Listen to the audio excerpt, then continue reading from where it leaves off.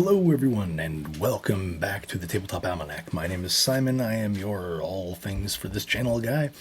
And this episode, I am bringing you not one, but two reviews. Now, of course, as we get into them, you're going to kind of see why. But they are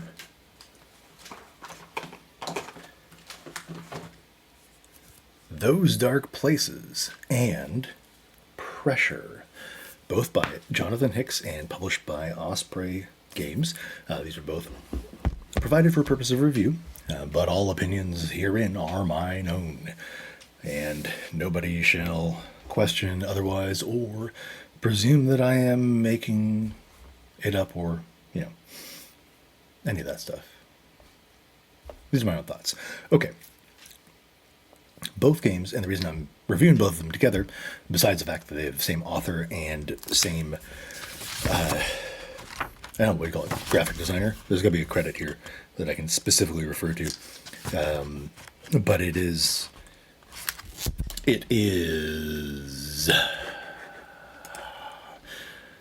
think it's Nathan Johnson, Jonathan Hicks, and Anderson, Nathan J. Anderson, the illustrator.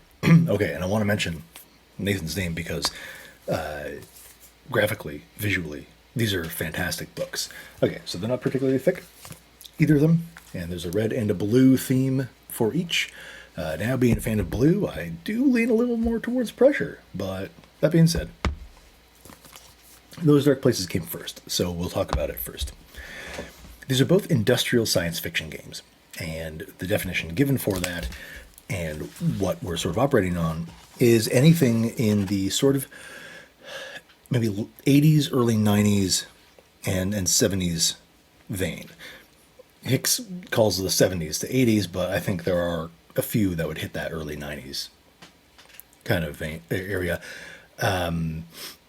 Possibly because they're going on the tail of the 80s, but also, I don't know, I'm even thinking stuff like Pitch Black.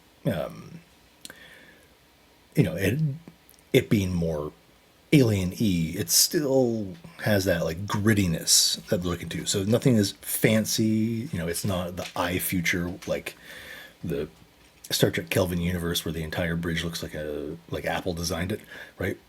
None of that. This is blocky. This is badly lit.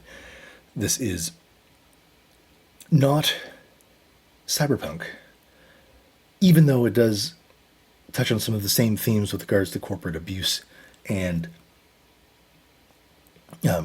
misdoings, wrongdoings, but it is its own sort of genre. So Alien, Blade Runner, I think even Total Recall, he suggests Moon, Outland, then video games like Alien Isolation or Dead Space. These all kind of aim towards the same thing.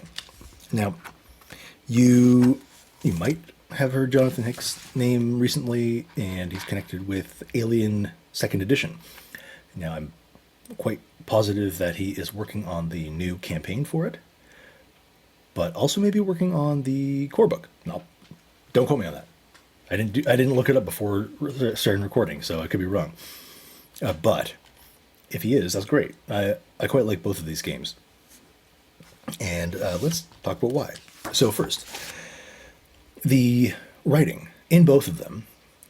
I mean, I said I'd start with Those Dark Places, but let's not pretend here I'm going off on both.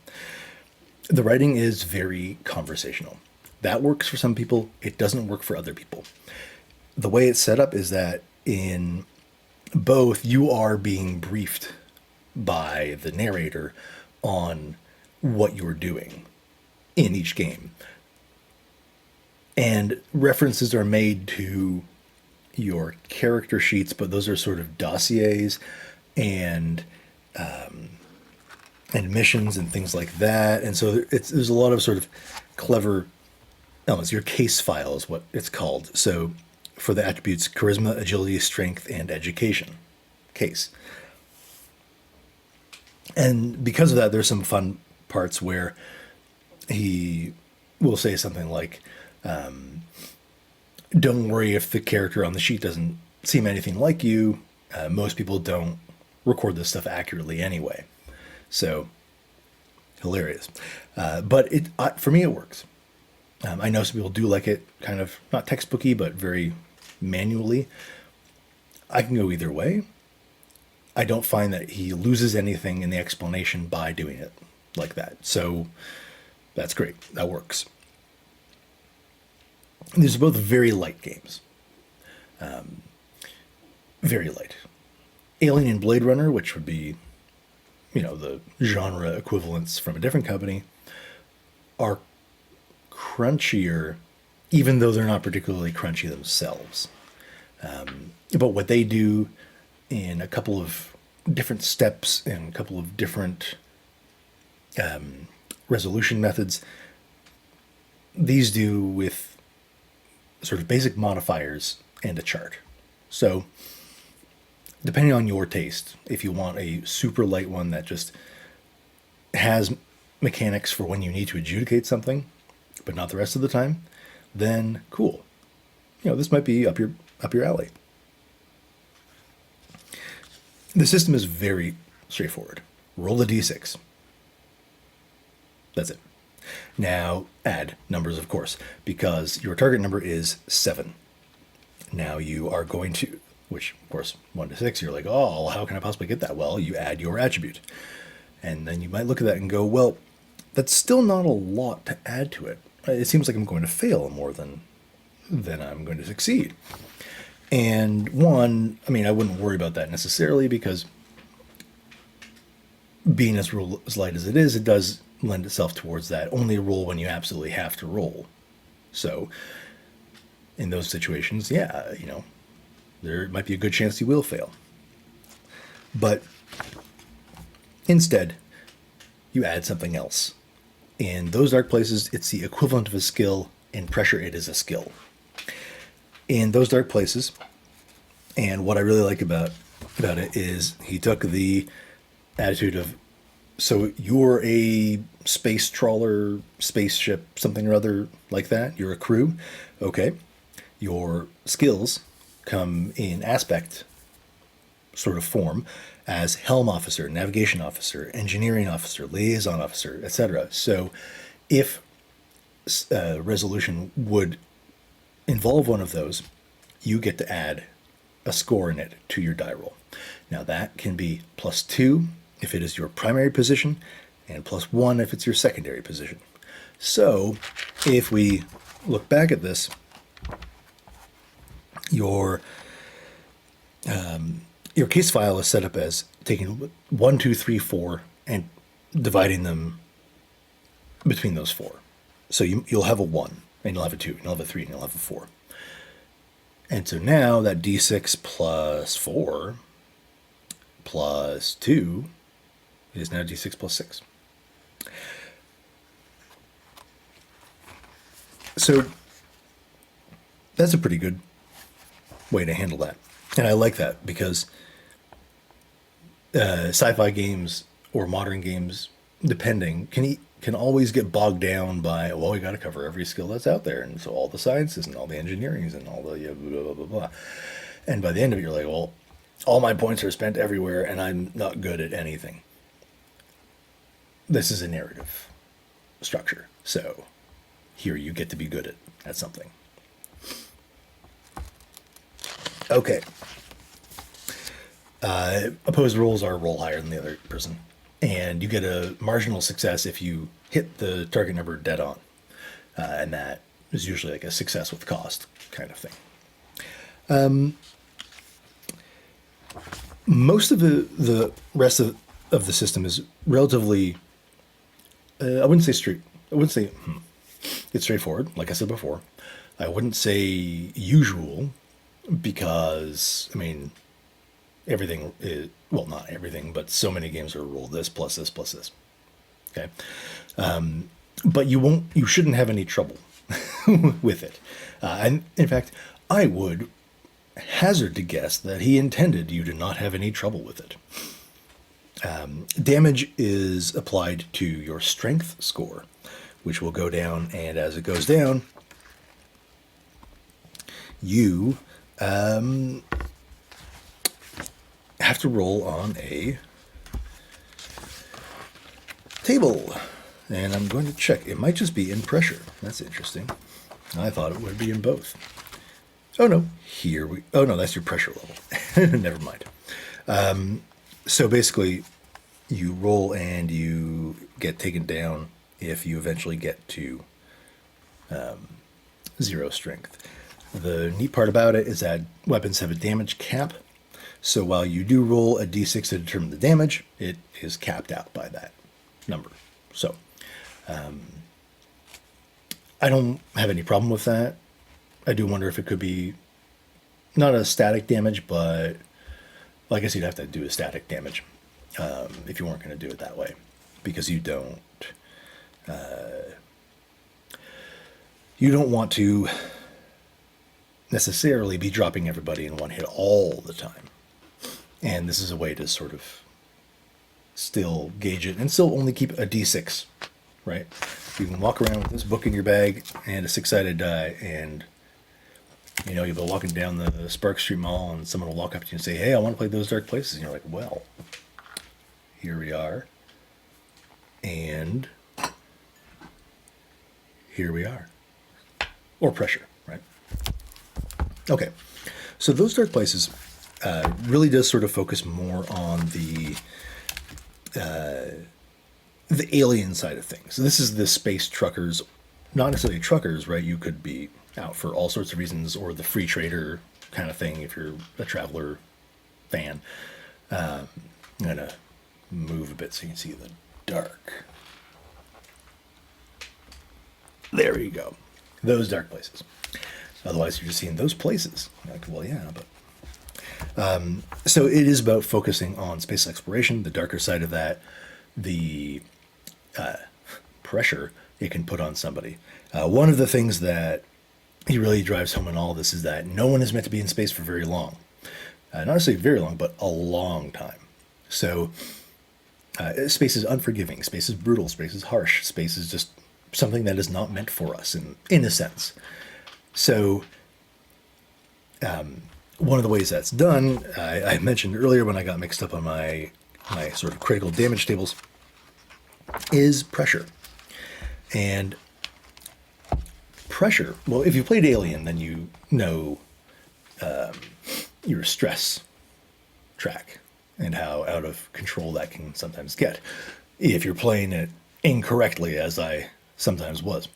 But it's a good way to measure the amount of stress your character's under. And when you want to drive home the idea that space is all well and good and cool, but also will kill you just by being itself, then it's nice to have a mechanic for it and a set of rules. So it's pretty basic. If you're in a situation that would cause some stress, then you roll against your pressure bonus and you try to succeed. The target number is a little higher this time, and if you don't, your pressure level goes up. And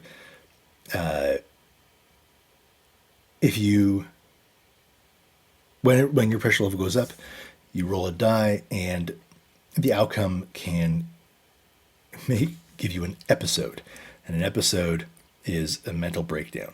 This could be send you into manic rage, make you catatonic, and so on and so forth. And that's what that table is for. So it's shock, it's insane fear, it's all sorts of stuff in there. And I do want to... Basically, 1 is a little stressed, 2 is where you get super stressed. So don't get super stressed. All right. There is not much in the way of equipment. There doesn't have to be, right? It gives a little bit of a bonus to your roll, and it might determine damage. That's roughly where you go. And because of the nature of the game, it makes a point of covering starships and travel, how long sleep works, what to do. And then the general monitor, the GM, their section is, of course, how to run the game. And so it does go over the basic rules, as we talked about, and partly geared towards the GM. There is a nice section on this is your game, right? You bought it. You're you're the one playing it. No one's going to come and knock down your door and say, that's wrong. So, make changes where you will. And, I like that. There's nothing wrong with putting that in there. Sometimes it might not need to be explained, but sometimes it might be. And the way Osprey's books kind of present themselves is maybe RPGs for the person who knows of them, but is not always deeply involved, but might know some other Osprey books. Then, well, I did mention all that. So there's a bit on inspiration, how to handle conflict, what happens with episodes. Now, the reason that they're called General Monitor is they do call this, or it is sort of set up as a simulation, as a training. Hence the narrator speaking as narrator. And as General Monitor, you're responsible for the people going through the simulation, but you handle the NPC avatars, and there's always a slightly different wording for the acronym that fits the genre. And so that's a fun, kind of clever little bit to work with. I'm going to show you a little bit of the art. It's not exclusively red, but it is always black and white and then color. The one color in there, and I really like that. It kind of pops out to me. It doesn't distract, but it does make pretty interesting. So I like it. There, that's about it. That's all I really want to get into. And so the GM section also goes into what kind of ships you can get, whether they're arbiter or scientific passenger ships, tugboats. It goes over colonies, outposts and settlements, things, military bases, places that the crew might wind up.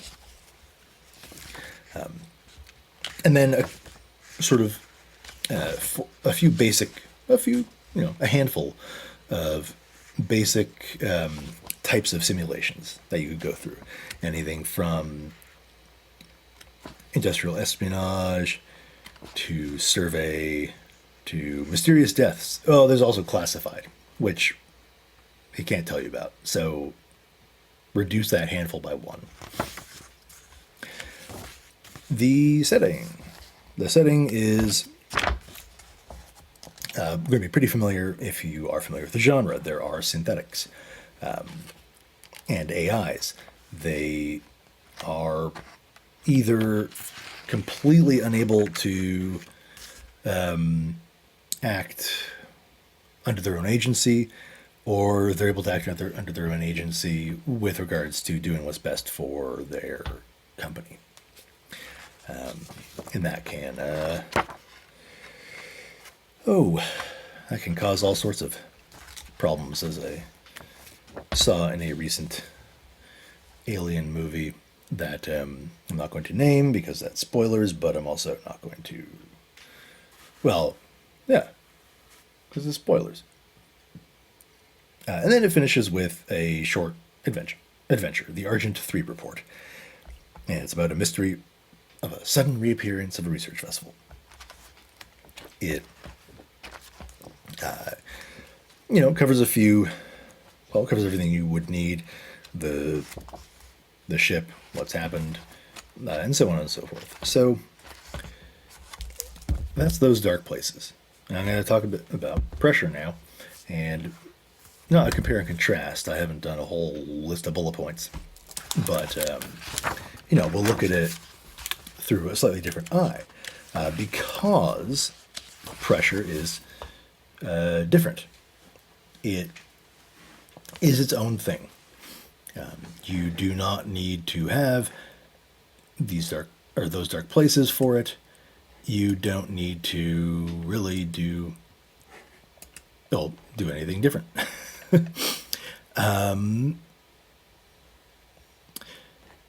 You are just going to be using the same set of rules for a different, I guess you'd call it different campaign style. The intent was to build out the universe and the world and show other ways in which you can play it. Same inspirations, same general idea, but you are now members of a team of specialists in the Special Operations Squads division who face those dangers. So this is like the Marine game, if Those Dark Places is the Space Trucker game. And you are brought in to do cleanups for corporations, military contractors. Even if you are by default sort of state trained, you're still going to have to likely do jobs for the corporations. How you feel about that is your own kind of thing. All right. Again, the simulation is the overarching concept. Same case file, so same attributes. Basically, you're going to not have any trouble transitioning from one to the other. It's just some of the finer points. So you have skills here, which are tied to an attribute. So like charisma has bargain, agility has stealth, or ranged combat. Education has computers. So when you are making your roll, then you're going to add your skill points in whatever relevant skill. And it does max at +6, which I do think is interesting to set a hard cap on it. But if you roll a 1, then you're going to get a 7. So, how much better can you do in a way, right? Okay. There's a little more information on plain synthetic automatons, or SAMs, as they're called. You've got SAMs and you've got Jacobs, and Jacobs are the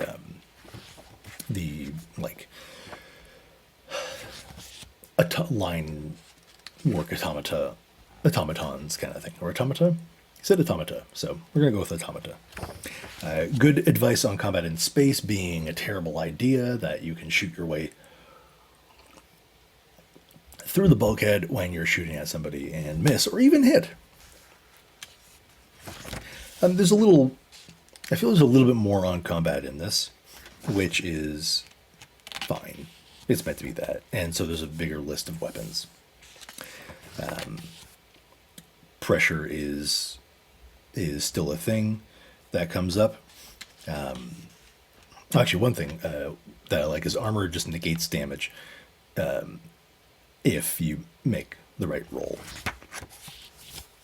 So pressure is the same idea. Episodes are the same conceptually. You're not going to have too much trouble with it. Now, when I talked about having a cap on your bonuses to your rolls, you get 1 experience point each mission. So if you aren't already starting off that way, and therefore like the big boss in that particular domain, then, well, it will take a while to get there. So don't worry necessarily about there being a cap that, and its base, result being they succeed. So it still takes time to do that, and just, angle a different way to make things tougher on them.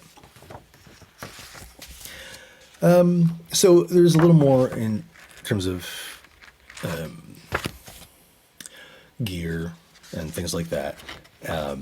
And starships, one of the things I like about in I don't know if he has a name for it, pressure system.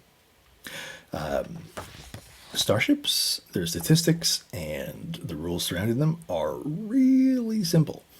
And they still work on... the statistics are still derived from the actual physical dimensions of the ship, right? It's still all kind of abstracted, but it's based on something. So your superstructure, basically the overall hit points, determines your cargo capacity, your length of the physical dimensions determines the superstructure. So they all feed into each other and they all build the other parts from there, which is great because that makes it a very simple way to build all these ships. So the example in the book is the DSCC Magellan. Length 150 meters, width 40 meters, height 30 meters. So based on the formula, it has a superstructure of 180, so its cargo capacity is 18,000 tons. And based on its length, it has a minimum crew requirement. Cool. Then one of the sort of fun setting things is that starships have a 2-letter identifier telling you what kind of ship it is. So SV is service vessel, RV is research vessel, and so on. So if they sort of present their call sign, well, their ship's ID, then you'll know sort of who you're running into. And there is a lot about how you're sort of everyone's constantly pinging each other's transponders. So if a ship shows up and it's not pinging anyone's responders, you might want to be wary of them. Space navigation is pretty cool. It's about making it there with no problems, time delays, location delays, and so on.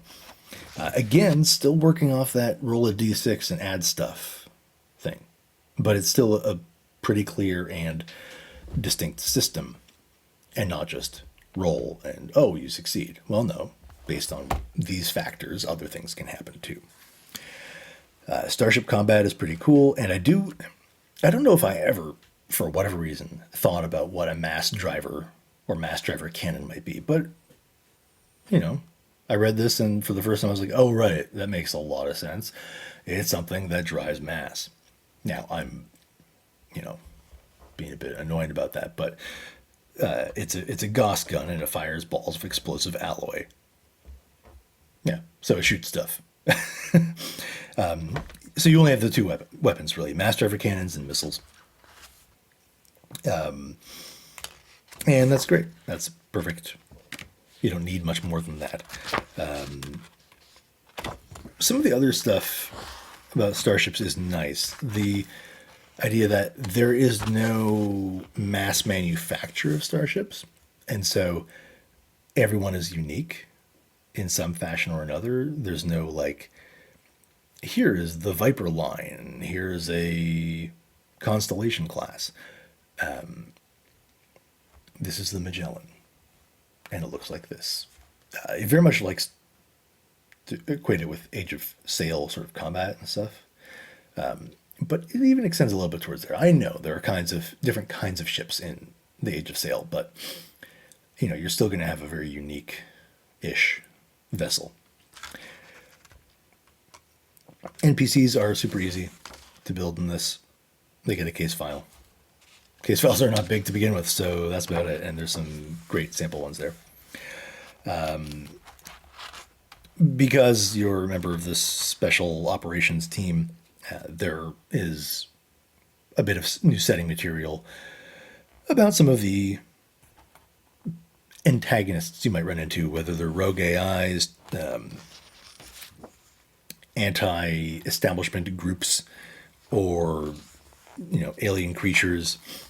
There's even a little talk about ghosts and how ridiculous the concept is to the narrator, but there are rules to allow you to do sort of manifestations of them, which is fun, because what if it's a sci-fi ghost and has his reasons besides getting with the ship's doctor in Scotland? Okay. The history section's pretty good. It's a nice background, got a good story, builds you up on some stuff, tosses out some plot seeds, some of which he's already kind of touched on, but it's nice to have them repeated and contextualized. Specifically, I'm thinking the Children of the Cradle, who are a terrorist group that believes that you're not supposed to be going into space. We're not supposed to go out there, so we're going to stop you.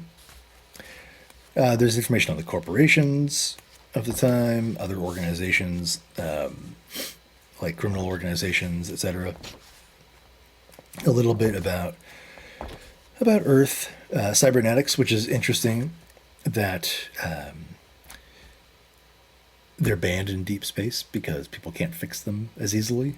And also, I think the further out, where is it?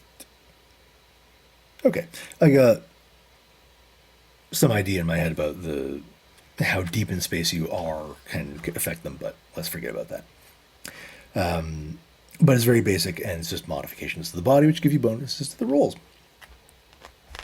No massive shopping list there either.